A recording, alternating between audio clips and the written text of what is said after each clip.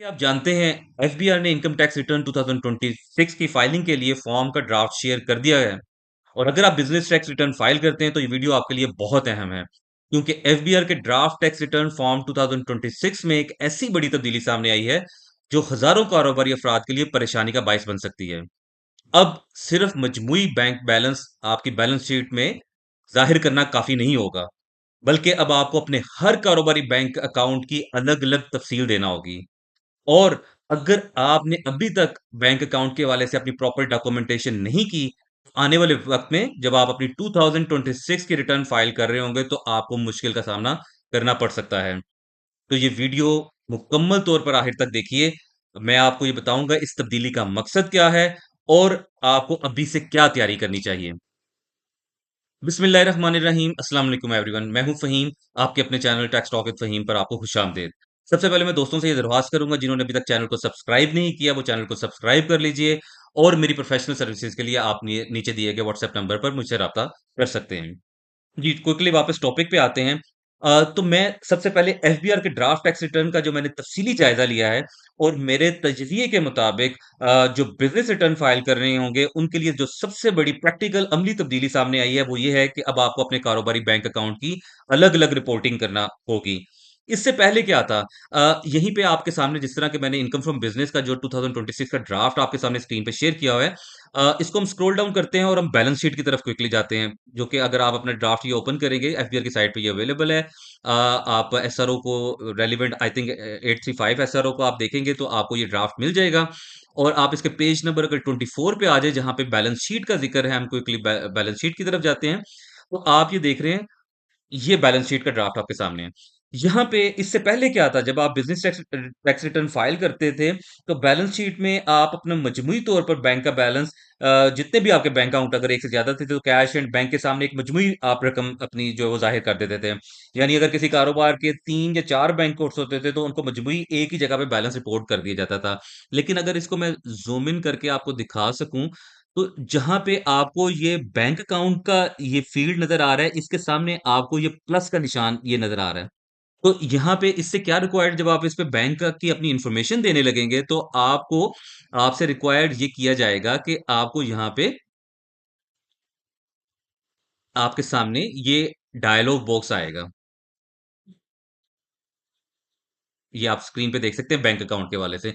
ये dialogue box आपके सामने आएगा जिसमें आपको अपने हर बैंक अकाउंट की सेपरेट इन्फॉर्मेशन देना होगी। यहाँ पे अपना आप बैंक अकाउंट नंबर ऐड करेंगे और तो हो सकता है कि ऑटोमेटिकली अकाउंट टाइटल और बैंक नेम ये वो इन्फॉर्मेशन आ जाए। बट इसके हवाले से मैं अभी श्योर नहीं हूँ, लेकिन यहाँ पे आपको ये फील्ड्स में आपको सेपरेट बैंक अकाउंट जो है वो शो करना होगा।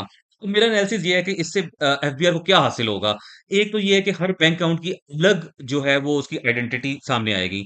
और उसका मे बी अलग क्लोजिंग बैलेंस भी आपसे रिक्वायर किया जाए और इससे मुकम्मल जो है वो एक ट्रांसपेरेंट रिपोर्टिंग होगी और आपकी अकाउंट वाइज तमाम डिटेल जो है वो एफबीआर के पास चली जाएगी, जिसकी मदद से एफबीआर बैंकिंग डाटा को रिटर्न से मैच कर सकेगा और आपकी जो डिक्लेयर्ड रिटर्न है और बैंकिंग ट्रांजैक्शन का आपस में क्रॉस कंपैरिजन हो सकेगा।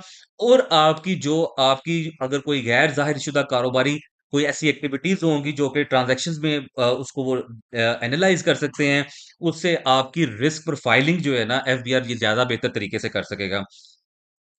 अब इम्पोर्टेंट ये है कि जो बिज़नेस ओनर्स हैं, जो भी अपनी बिज़नेस की रिटर्न फाइल करेंगे, उनको अभी से क्या काम शुरू कर देना चाहिए।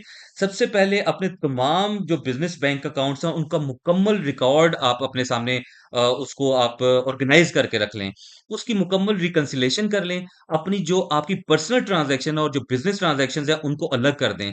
देखिए, मैं इससे पहले भी ये बात कर चुका हूँ कि आपको ये घबराने की ज़रूरत नहीं कि अगर आपकी जो बैंकिंग ट्रांज़ैक्शन है, जो क्रेडिट साइड है वो ज़रूरी नहीं कि तमाम की तमाम आपकी सेल्स ही रिसीट्स हैं, आपकी इनकम है। अगर आपकी कोई बैंक लोन्स आपके अकाउंट में क्रेडिट हो रहे हैं या कोई आपकी सेल है वो जो रिटर्न हो रही है, तो इस तरह की कोई भी ऐसी ट्रांज़ैक्शन है जो कि आपकी इसके लिए आपको इम्पोर्टेंट ये है कि आपको मुकम्मल रिकंसिलिएशन कर लेनी होगी।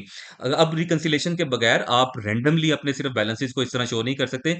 आपको प्रॉपर डॉक्यूमेंटेशन और रिकंसिलिएशन कर और ये इस तरफ भी ये इशारा है कि अब ये जो ड्राफ्ट फॉर्म है, जैसा कि आप अगर देखें तो इसमें जो बैलेंस शीट है उससे ये ज़ाहिर होता है कि आपकी जो बैलेंस शीट है उसकी रिपोर्टिंग अब और ज़्यादा डिटेल में होगी। और आपकी जो फाइनेंशियल रिकंसिलिएशन है, अब ये बहुत अहम होने जा रहे हैं। प्रॉपर प्रोफ़ेशनल तरीके से आपको अपने तमाम फाइनेंशियल्स रिकंसिलिएशंस जो है वो करनी होगी। और मेरी राय में ये जो जिस तरह एफबीआर जिस तरह डिजिटाइज़ेशन की तरफ बढ़ रहा है और इंटीग्रेशन बैंकिंग के साथ, लैंड रिकॉर्ड के साथ और इस तरह के जो इंटीग्रेशन है वो उसके लिए भी ये जो सारी एडिशनल इन्फॉर्मेशन है और ये डाटा कलेक्शन है, ये उनके लिए बहुत हेल्पफुल होगी। अब जो टैक्स रिटर्न की जो फाइलिंग होगी वो पहले से ज़्यादा कॉम्प्लेक्स होगी और पहले से ज़्यादा आपको ज़्यादा ऑर्गेनाइज़ होके अपने डॉक्यूमेंट्स को, बिज़नेस के तमाम एक्सपेंसेस को, बिज़नेस के जो भी आपके बैंक्स हैं, उनके बैलेंसेस को, उनकी रिकंसिलिएशंस को प्रॉपर ऑर्गेनाइज़ करके रखना है, तो ही आपकी income tax return proper file होगी। अदरवाइज़ आपके लिए ये कॉम्प्लिकेटेड हो जाएगा और ये आपके लिए नोटिसेस का बायस भी बन सकता है।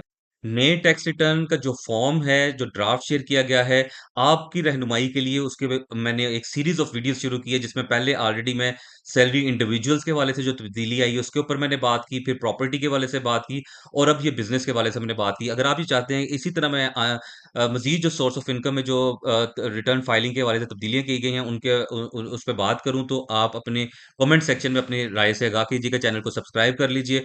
और अगर आप ये समझते हैं कि ये इन्फॉर्मेशन आपके लिए नॉलेजेबल है और आपके नॉलेज में इज़ाफ़े के बाइस बन रही है, तो सदका जारिया के तौर पे आप अपने दोस्तों में भी शेयर कीजिए और चैनल को सब्सक्राइब कर लीजिए ताकि आने वाली मुफ़ीद मालूमात और वीडियोज़ भी आप तक पहुँचती रहें। नेक्स्ट वीडियो में मुलाकात होगी, तब तक के लिए खुदा हाफ़िज़।